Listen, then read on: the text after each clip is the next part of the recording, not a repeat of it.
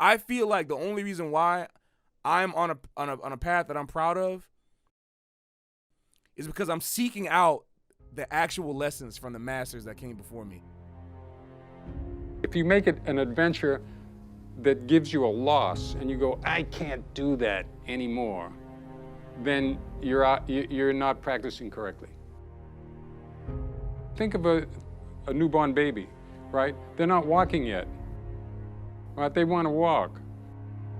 So you know, around a year old or right around there, a year old, a little older, they start to get up on their feet, you know. How do they learn to walk?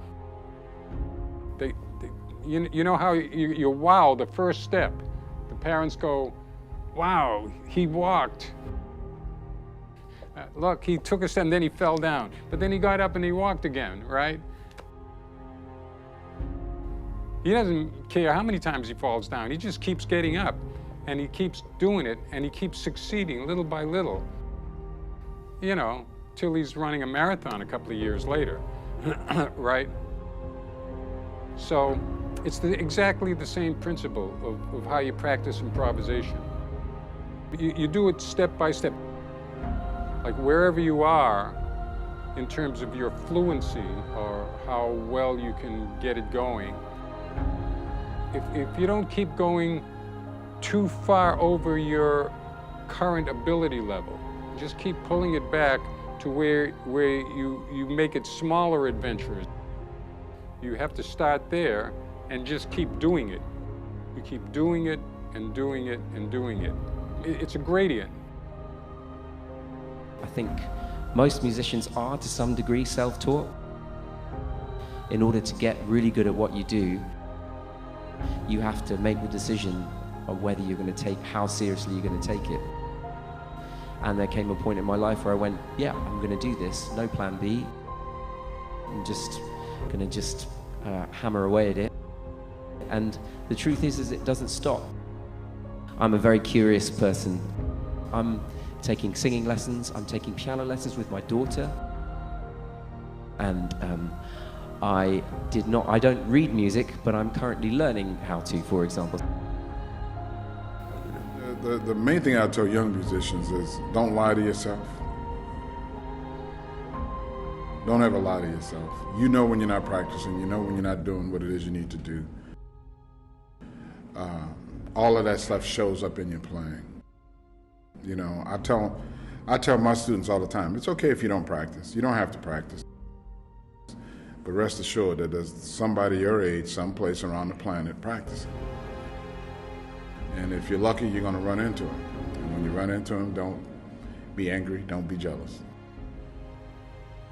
You know, because all you have to do is just stay on your game. You know, it's a daily thing. We're not asking you to try to accomplish it all in one day or 1 week or 1 month. It's a lifelong process. Don't lie to yourself.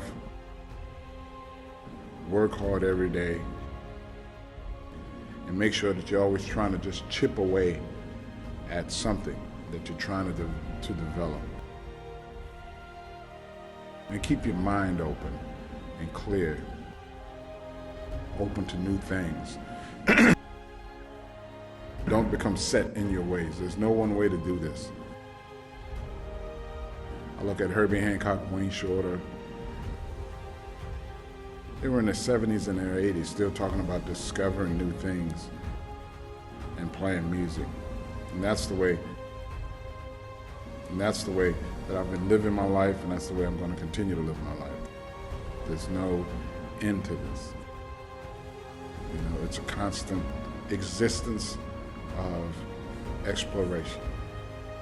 Sometimes we're so absorbed and taken by what we want to do next that what we're asked to do seems to be in the way of it. And we try to get it done as quickly as we possibly can.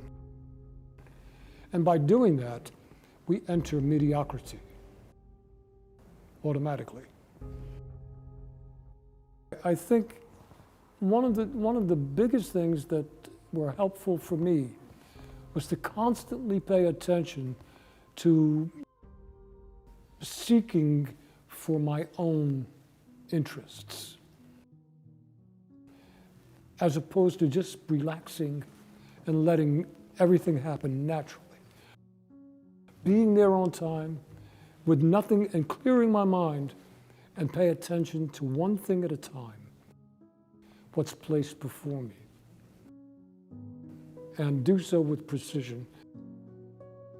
That turned into success for me, primarily because it fulfilled what I was asked to do.